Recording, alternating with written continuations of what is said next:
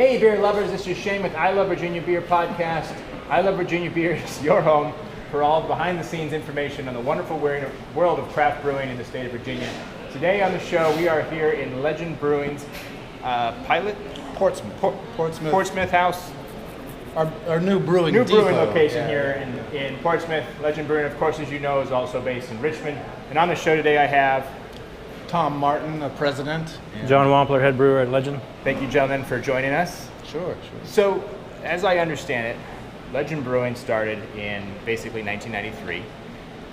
That's way before the laws changed in 2012 to allow you guys to have tap houses. Tell me a little bit about how you got your start and how we got rolling into where you are now. Well, in 1993, of course, in order to sell any beer on premises, we had to have a little restaurant. So we had a little restaurant. It was very small, and we had a good time with that. But the landlord we were renting from gave us additional space at the time, so we built a bigger restaurant after that. Now, of course, you don't need a restaurant at all, and that's been the proliferation of all these breweries. Right. Because it does make it a bit more complicated running a restaurant. No I would imagine. I imagine the restaurant takes everything to a different complexity level. Yes. And you can make money with a restaurant, but you can also lose money pretty quick, too. I can only imagine. Yeah. So when you were opening up your original restaurant, the restaurant, when did that open? Well, when we opened in January of 94 or December of 93, we had a little restaurant there. Okay. It was very small. And then in 1997, 98, we opened our full restaurant. And you expanded that, so you expanded up into the upstairs. Yeah, and that was a lot of work and a lot of doing, so that took a lot of energy away from our brewing, growth and whatnot. But it worked out pretty good in the long run. But it would have been a different story had the laws been like they are now. We probably wouldn't have gone exactly the same route. Sure. And what was the inspiration back then to open up Legend Brewing? Well, I believe it was me. My dad was in the brewing industry and with one of the big corporations, and I always wanted to start a small boutique-style brewery like the small boutique wineries in California, and it became known as microbreweries back then. Now, of course, everybody calls it craft brewing. And I was looking for years for a place to do that, and finally found a location that was in the right zoning, and kind of the building kind of looked like a brewery. And one day I was out there in the parking lot in the winter, and the sun was going down and reflected off the city skyline right back at us, and it was really spectacular through the trees. I said, well, this would be a really cool spot, and so we finally got it, and it's good. But the inspiration to do a brewery was because it was in my family. So my dad was a brewer. So did you grow up home brewing then, essentially? Well, I grew up around breweries, and then when I was old enough to drink, I started home brewing, sure. Or was it right before? Before? Yeah, something like that. I did some home brewing. But then I went to school for engineering and dropped out of that to take some time off. My dad said there's a school in California that teaches brewing, and if I could get in, he'd help me pay for it. So I did that. Very cool. What's the school? UC Davis. Oh, okay. So you went out to California, learned how to brew in a... Right, went out to Napa, got a job in a winery, went to community college, got some grades, and then went to UC Davis. Very cool. Had a good time, it was fun. I would bet. You go to school to study beer, Yeah. And I guess in the process of opening up a brewery / restaurant, what was kind of that big aha moment, that big surprise? The big surprise is I should have gone to business school as well. Learned some business acumen. You must be doing something, right? I mean, how many years later? 25 years later? We're still alive. Yeah. But we haven't grown like some people have grown spectacularly. We're still pretty small, but we're still alive. So yeah, learn as I go. It might have helped to have had an MBA or something. That's over the bridge now. Learned a lot of accounting and business just from doing it. Right. I would imagine, yeah. It's a hard way to learn. sometimes it's the only way to learn. So we've started a new place here, our new Legend Brewing Depot in Portsmouth, and it also has a restaurant because the facility here wanted a restaurant, and we thought we could make that work. And so far it's coming along, but we've been open 10 months and it hasn't performed as much as I hoped it would. But it takes time to develop a restaurant. Sure. And just last few days, as you know, we've just started brewing here, so we got Right. our brewing up and running. So that should help attract some attention to it.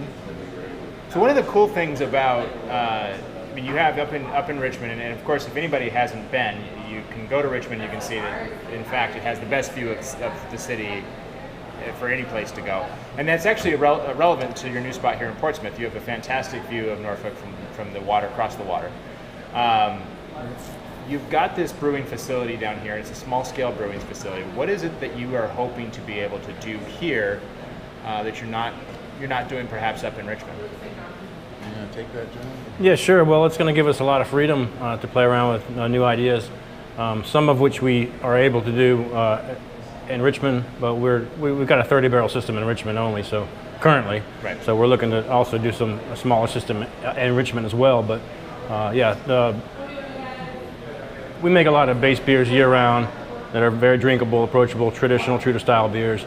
We don't do a whole lot of playing around. We do some, but this will allow us to expand with our ideas. Yeah. Yeah, we can make fun products and not have to worry about having 30 barrels of it to sell. Right. And we've got 2 pubs now, and so 3 barrels, it's 6 kegs total. We can easily run those through the pubs. Or if it's a huge mistake, we can either blend it off or get rid of it. Sure. So a lot more flexibility. Yeah, it's so with the 3-barrel system, we got creativity just to have fun. Right. Like John alluded to, we've got another 3-barrel system we're trying to set up as a pilot system in Richmond as well. So we'll have 2 3-barrel pilot systems. Cool. Give us even more chance to. We have all kinds of fun. Yes. There's a lot of variables in brewing. This gives us a chance to play with those variables much more often and see Right. what works and what doesn't. It's kind of fun. Takes its time. So, what kinds of beers do you anticipate brewing down here in the Portsmouth location? I think it's just going to be a wide mix. I mean, we're not going to go in one direction, say sours or something like that, fruit beers. We'll play with pretty much everything. Yeah. Cool. Well, one thing we want to do, and hopefully soon, is do our oyster stout, which we've done one time up in Richmond as a special. Had good reviews on it, and we're planning to do that as a kind of a regular staple beer for here at the Legend Brewing Depot in Portsmouth. The oyster stout, and then Portsmouth Pale Ale, as some kind of regular beers we're doing, and then everything else, like John said, is being experiments. Yeah, and we'll listen to, what do you want? We'll listen to whoever has ideas, throw it at us when they do it, Yeah. And It'll be fun. another thing we may be able to do, and we've talked to the distributor about it, and they're pretty willing, is if some of the local restaurants wants a small batch of beer, we can do a contract brew for them. Say 5 kegs of beer, which is small enough the restaurant can actually do that and commit to that. Yeah, that's an interesting idea to be able to do something small on a contract basis. And hopefully we can do that. And like I say, it's small, so we don't have a lot of capacity, but we got some restaurateurs around town that are interested in that, and we've got the time, and we'd be happy to do it. But we can't sell it to them directly. We have to go through the distributor and then to them. But we've run it by the distributor, and they were amenable to that. Yeah. Of course, it has to go through a distributor. It's the laws. You have the beer that I first knew about was the Legend Brown. It seems like pretty much everywhere I go has a Legend Brown, which is great. It's a delicious beer. Talk a little bit about some of the beers that you make. What do you think defines Legend Brewing as far as what kind of beer you like to produce? Like I said, traditional styles we do pretty well. True to style beers, staple beers that are flavorful but easy to drink for the most part. Nothing too heavy and strong. But we do We do those also as specials. And unfortunately, the brown ale gets out there. It's our best seller. It's our flagship, as they call it. But we do a lot of different beers too, and it's hard to get those through the distributor and to the customer. Like the Imperial Brown Ale is a heavy, big brown ale, which is for the guys that are real heavy beer drinkers. It's a good one. We do lots of variations on IPAs, though we've never got one that really successfully went into the market because we've already got a brown ale. The distributor says we're already selling your beer there, so heck with the other ones. Sometimes that's the way it feels to us. So we keep experimenting with the IPAs and the pale ales. But generally, we stick to the traditional styles of beer. Now we're branching out into the fruit beers because that's a big new range out there. And I think the days of the fruit-free breweries are gone. That's possible. But in the Richmond location and then the 20 taps here at this bar in Portsmouth allows us to show what we can do and what we have fun with. You know, stuff that may not make it to the retailer shelves. Right. Yeah, and I think another thing that having your location here allows you to do is you can become a larger presence than just that one Legend Brown, right? Right. Because now somebody can come across the water in Hampton Roads. They don't have to drive all the way to Richmond to get all our different a good beer that's different versions of beer. And then the distributor down here can bring people in to taste the beers and see what they like to. And so hopefully this location will work an advantage to us in two directions. We'll make a profitable business out of it on its own, and it showcases our beer to the wholesale market. Right. That's what we're hoping. Well, good. Man, I'm glad to have you guys have you down here in the Hampton Roads area because it's certainly an easier trip for me as going all the way up to Richmond. Yeah, this is a fun spot. And if we get people interested in it, and I think it'll be a good spot and a lot of fun. Now, during the summer, there's a weekly festival that happens on Thursday nights. It's right out front, right? It's music. They have music on the waterfront, a live band. And some Legend beer, I believe. Oh, they're going to actually have taps outside? I believe so. That's great. What other than that, is there something that you guys do events-wise that brings people in? Well, we hope to do some more. Yeah, we haven't really done a lot yet to run our own events out here in this area, and what we're hoping to at some point, and maybe work with the pavilion and get some beers in there. I know they have a lot of Star Hill right now, but that's a good beer too. But we're closer. A lot closer. You guys have an immense patio space, which is great. Like the beer garden outside is fantastic. Yeah, right here. Yeah, it's nice. The city allowed us to use that space, and if they hadn't allowed that, we would never have gone in here. We needed makes sense. Space. Yeah, that makes sense. What are you most excited about in terms of the growth pattern where you want to be? And that can be for both of you, from the local perspective and from the bigger perspective as a company. Well, we're working on real marketing now. There's been one big mistake I think I've made over these 20 and 25 years, isn't there? Yeah. I didn't understand or focus enough on marketing, and we're looking into that now on a much more serious level in order to grow into the market. We've got a pretty good sized brewery in Richmond, but in order to make it proper, it needs to grow to a certain level in order to make everything work properly. And that's what we're working on, marketing.